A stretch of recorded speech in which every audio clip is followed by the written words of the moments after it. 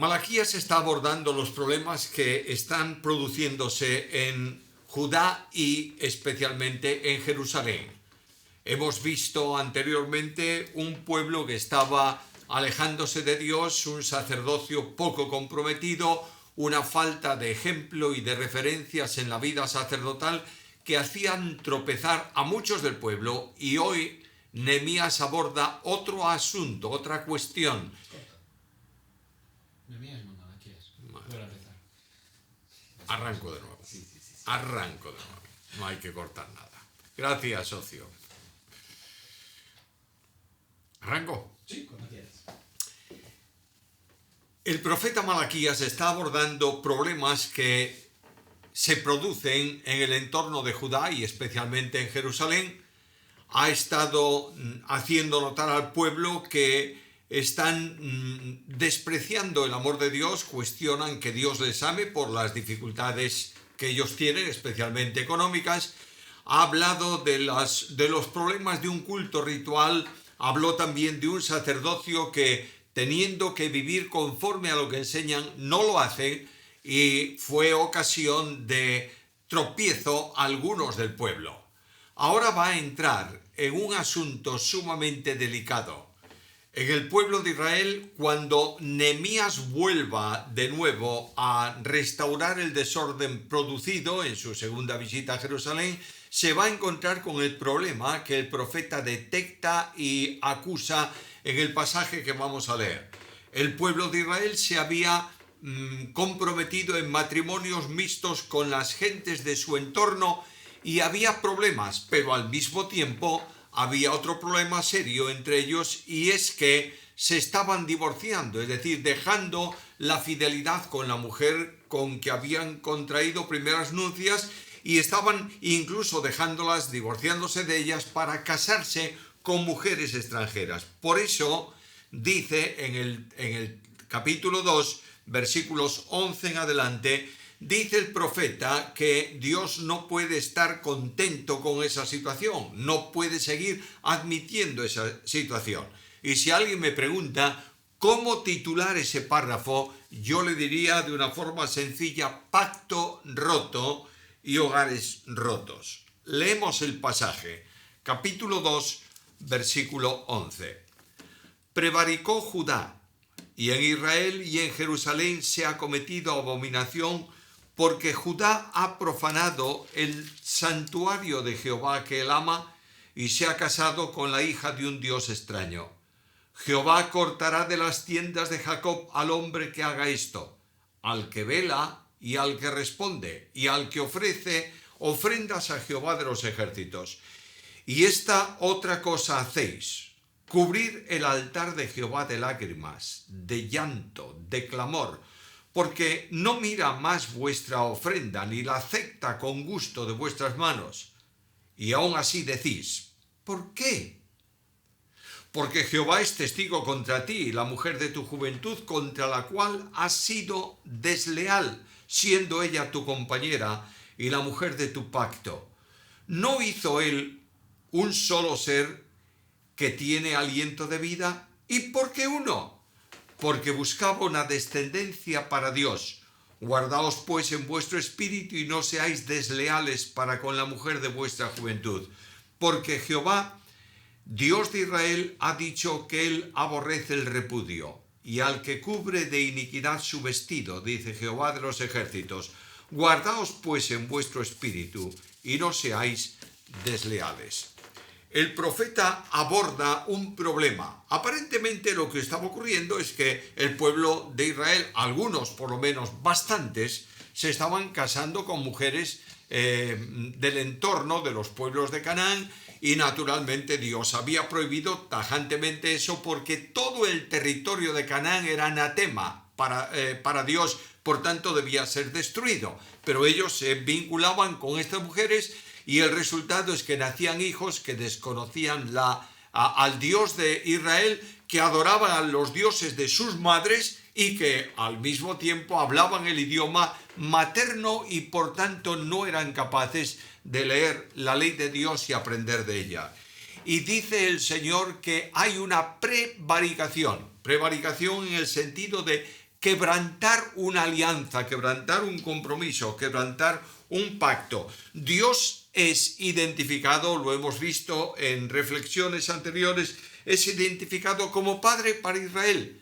Y Dios dice a Faraón: deja ir a mi hijo Israel del cautiverio. Por tanto, Dios trata a Israel de dos maneras. Uno, de relación personal como marido o mujer en el ejemplo, por supuesto, y otro en relación con paternidad. Yo soy el padre de este pueblo, lo he creado, lo he engendrado, digamos así, por tanto me pertenece en una relación matrimonial. Y este pueblo ha cometido un pecado grave, ha profanado el santuario de Jehová que él ama, casándose con la hija de un Dios extraño. Es muy interesante notar aquí el singular.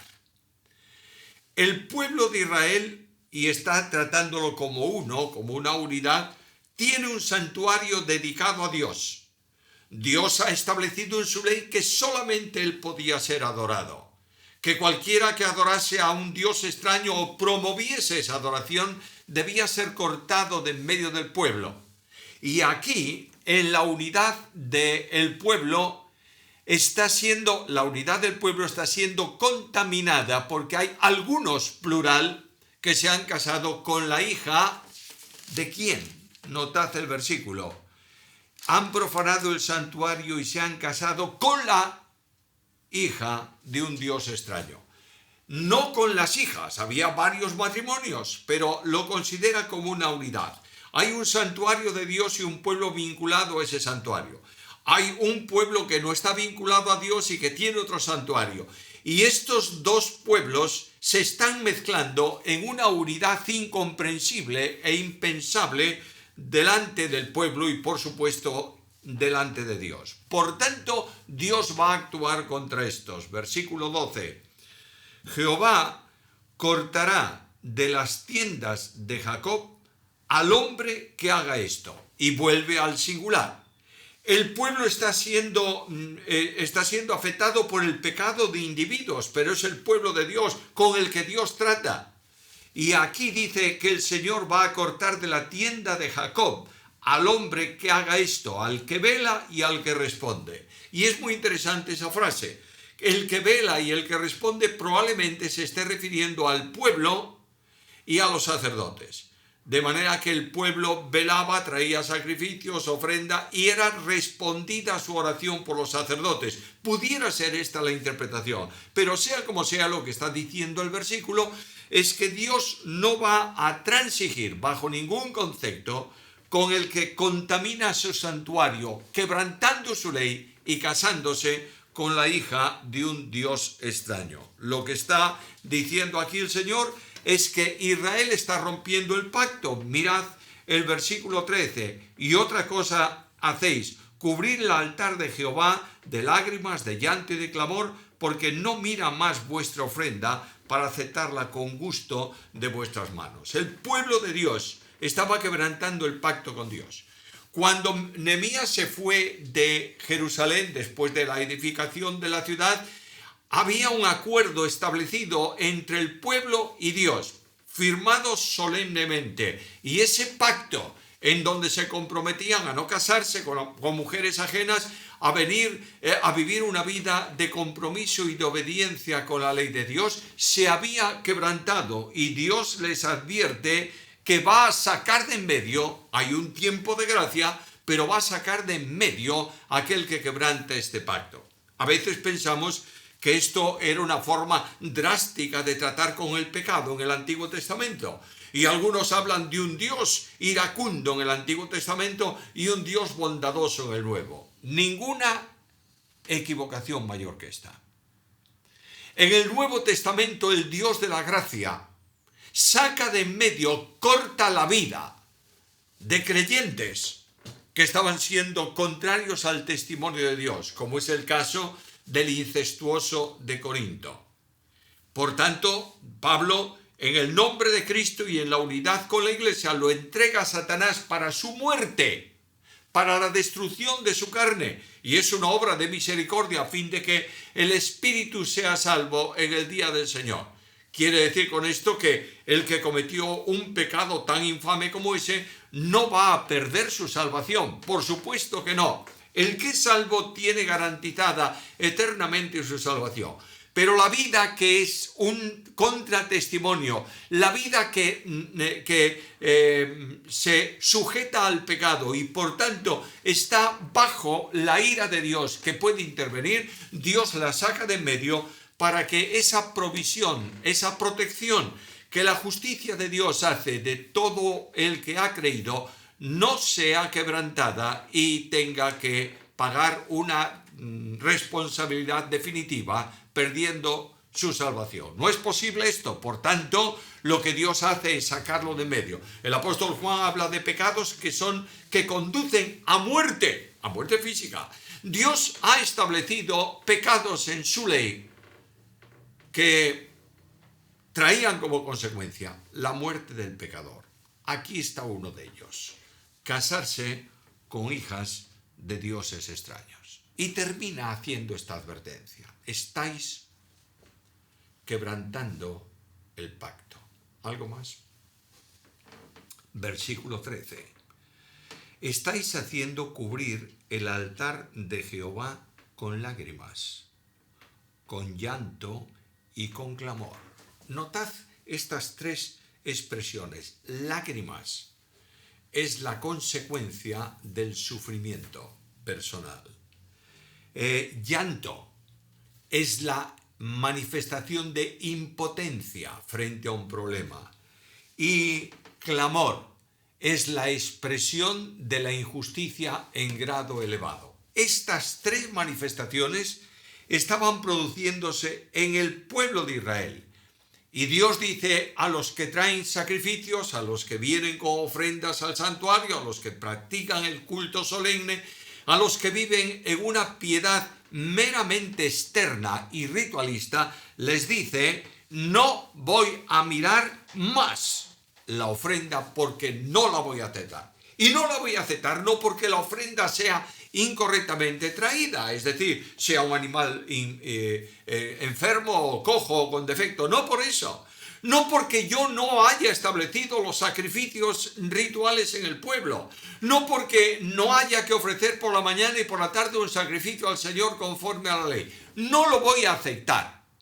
Porque esos sacrificios están contaminados por vuestra propia experiencia de vida.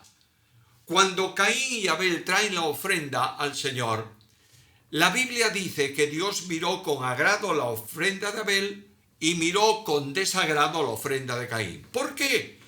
Porque Dios miró a Caín y a su ofrenda, y a Abel y a la suya. Luego las ofrendas estaban en relación con el que las ofrecía. Y aquí hay un pueblo que está trayendo ofrendas buenas en el sentido físico, pero incorrectas en el sentido espiritual. Y aún decís, y el pueblo dice: ¿por qué no las vas a aceptar? ¿Cuál es la razón para que no lo hagas si nosotros estamos cumpliendo lo que tú has establecido?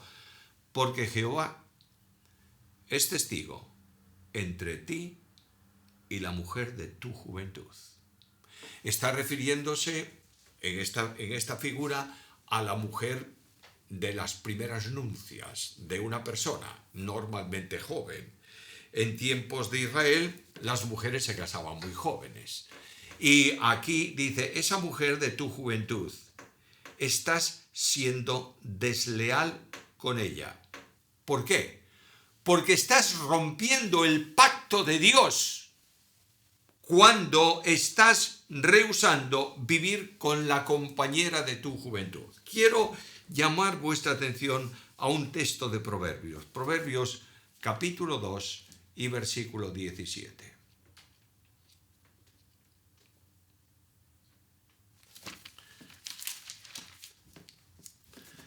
Dice así, hablando de la mujer adúltera: la cual abandona al compañero de su juventud, es decir, a su primer marido, y se olvida del pacto con su marido. No, del pacto con su Dios.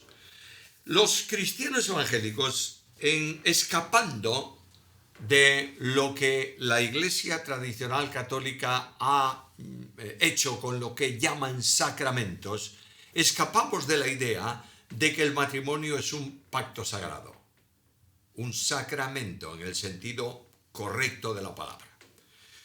Cuando una persona contrae matrimonio, ese matrimonio se hace delante de Dios y esa unión, porque se hace en el nombre de Dios, queda sujeta a juramento.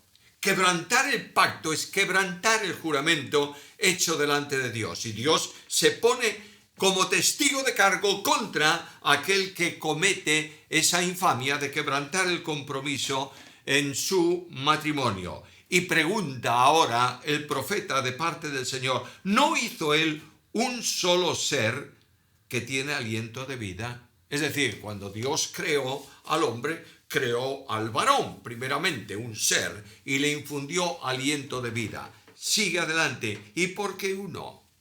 Porque buscaba una descendencia para Dios. Es decir, primeramente crea al varón, luego crea a la mujer, más bien dice el hebreo, construye. Toma del varón todos los elementos necesarios y crea a la mujer, para que en esa creación que Dios vio que era buena en gran manera, pueda haber una descendencia del hombre y de la mujer conforme a la voluntad de Dios. Entre otras cosas, Dios establece un matrimonio unitario, es decir, un hombre y una mujer permanentemente conforme a su voluntad y a su propósito. Ahora dice el profeta, guardaos pues en vuestro espíritu y no seáis desleales para con la mujer de vuestra juventud. Deslealtad. La deslealtad no tiene que ver en la Biblia solamente, y concretamente en relación con el matrimonio, no tiene que ver solamente con el hecho del divorcio. Deslealtad es ocultar a la mujer aquello que tú conoces y que debes compartir con ella por una sola razón, mis queridos hermanos y amigos. El matrimonio es una unidad, son los dos una sola carne. Por tanto, no es posible que en esa unidad haya secretos para una parte que no puede compartir con la otra. Cuando voy al libro de Génesis y leo la creación del hombre y de la mujer y el establecimiento del matrimonio, leo ahí al final del capítulo 2 estas palabras, y estaban desnudos. Vamos al texto, busquemos el texto un momento de Génesis capítulo 2.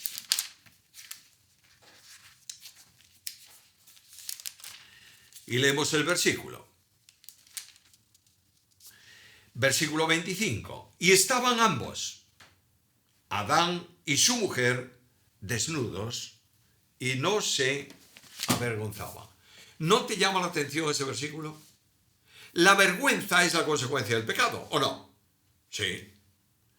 ¿Había pecado? No, en ellos no.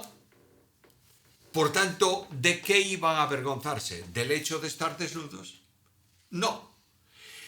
La idea ahí, la figura ahí es que una persona desnuda delante de otra no puede ocultar nada de su persona al otro porque se ve. De esa manera, Adán no ocultaba nada a Eva, Eva no ocultaba nada a Adán. Y cuando vino el pecado, Adán comenzó a sentir vergüenza de su desnudez. Hay algo que ocultar a Eva y Eva tiene algo que ocultar a Adán.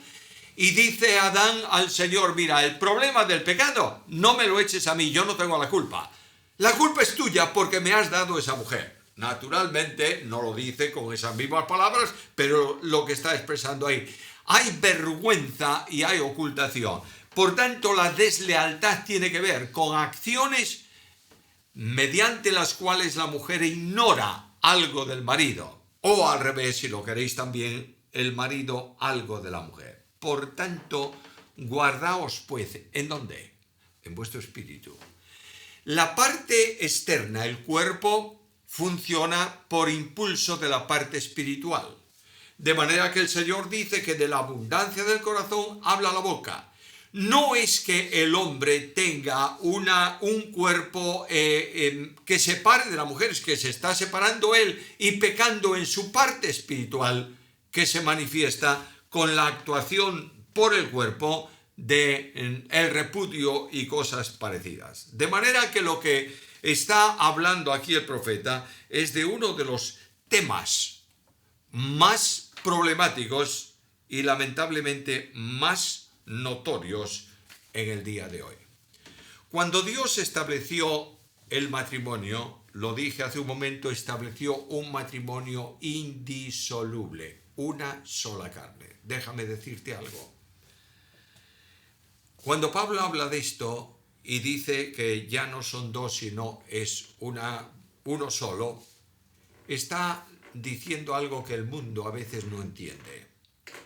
Hay un hombre, un yo individual, hay una mujer, un yo individual, y se casan.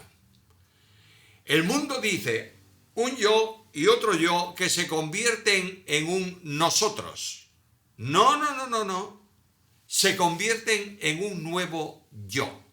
Por tanto, cuando esa unión establecida se rompe, no se está separando a un nosotros para traerlo a dos yos independientes. Han matado un yo. No sé si se puede entender bien, pero la rotura de un matrimonio es una rotura irreparable o una situación irreparable. Dios estableció el matrimonio cuando creó al hombre y a la mujer, hasta el punto tal que cuando Dios vio al hombre solo en el huerto, dijo, no es bueno que esté solo, le voy a hacer ayuda idónea para él. Y la idea que hay ahí en ese término ayuda idónea no es tanto una persona que esté a su servicio y a su disposición, sino una persona con quien pueda dialogar. Y Dios crea a la mujer y Dios la trae a Adán. Y Adán reconoce que aquella mujer es un regalo de la gracia y no le pone nombre, simplemente dice será llamada varona porque fue sacada del varón. Es decir, es igual que yo, pero diferente. Y en ese sentido, Adán y Eva viven en esa relación matrimonial fuera del pecado hasta que caen en el pecado. Y el pecado contamina toda la relación del hombre porque contamina al hombre. E inmediatamente que eso se produce, Adán se enseñorea de la mujer. Es suya, de su propiedad personal, hace con ella lo que le parece mejor y le impone un nombre y le dice te llamarás Eva. Dios trajo a los animales a Adán para que les pusiera nombre. ¿Por qué? Porque eran suyos, eran de su propiedad y el dueño tenía derecho a ponerle nombre. Así ocurre con la distorsión del pecado.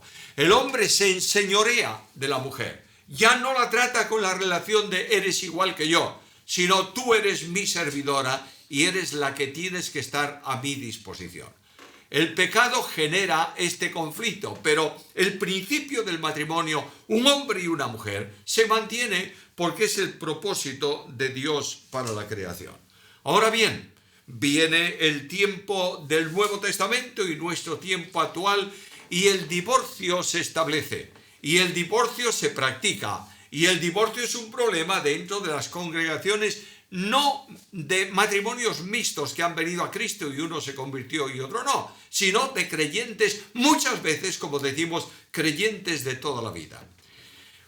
Dios advierte seriamente de esto y Dios dice que aborrece el repudio. Tenemos que hablar muy claro en este sentido. El divorcio es pecado. Y alguien dice, bueno, claro, es un pecado entre creyentes. No, el divorcio es pecado en cualquier matrimonio. Dios no estableció el matrimonio para evangélicos, estableció el matrimonio para la sociedad, para el hombre y para la mujer. Y cuando un hombre o una mujer quebrantan el pacto, el convenio establecido delante de Dios, están quebrantando un juramento y están pecando contra Dios. Ahora voy al Antiguo Testamento y recordáis todos que Moisés permitió, otorgó la carta de repudio. Moisés se encuentra con un problema y es que hay matrimonios en el pueblo de Israel que es imposible que convivan. Luego lo que hacía el marido era decirle a la mujer, vete a casa de tu padre o vete fuera del hogar. Y la mujer se iba fuera del hogar y ¿quién mantenía a esa mujer? ¿Quién cuidaba de esa mujer? Estamos hablando de un contexto social muy distinto al nuestro. Y Moisés dice, si la despiden de esta manera, no puede casarse con otro. Por tanto, le da una carta de repudio. Voy a ponerlo en el término de hoy, una carta de divorcio, para que se salga y se case con otro. ¿Dios ha pensado en eso? No. ¿Dios ha determinado eso? No. ¿Aborrece Dios eso? Sí. Y Cristo da la razón por la que Moisés consintió eso. Por la dureza de vuestro corazón. Ahora, cuando estudiamos esto en el Nuevo Testamento, nos damos cuenta que ese principio se mantiene. Hay varias situaciones y quiero deciros que cada divorcio lamentablemente es distinto.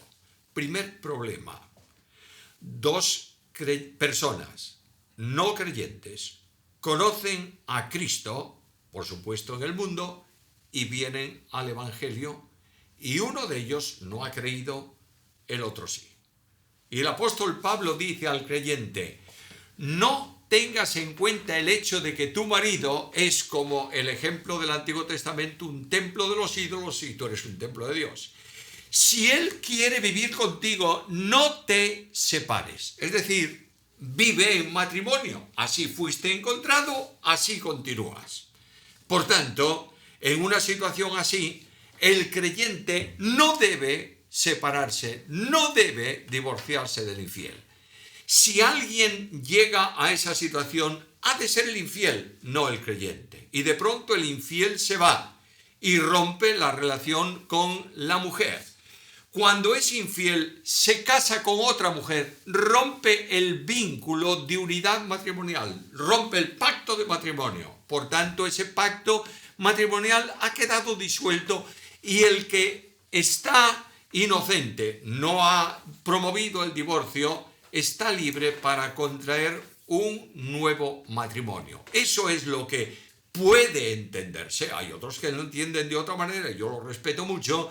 Puede entenderse de esa situación de permisión que aparece escrita por el apóstol Pablo. Segunda cuestión: Cristo dijo, cuando le preguntaron los judíos, oye, ¿podemos separarnos de nuestra mujer por cualquier causa? Y apelan a las dos escuelas rabínicas que había ahí, una liberal y otra conservadora. La liberal decía que el marido puede, por el mandamiento de Moisés, divorciarse de su mujer por cualquier causa. De modo que si la mujer le quema la comida, esto es histórico y es auténtico, podía divorciarse de ella. Pero Cristo les dice, no solamente a causa de fornicación.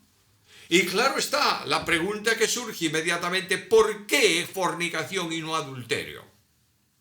Es verdad que fornicación puede comprender el adulterio, pero tampoco tenemos una claridad firme de que Cristo autorice un nuevo matrimonio por el hecho de cometer el pecado de adulterio. Por una razón, porque Cristo dijo: yo he venido para cumplir la ley, no para quebrantarla. ¿Y qué decía la ley?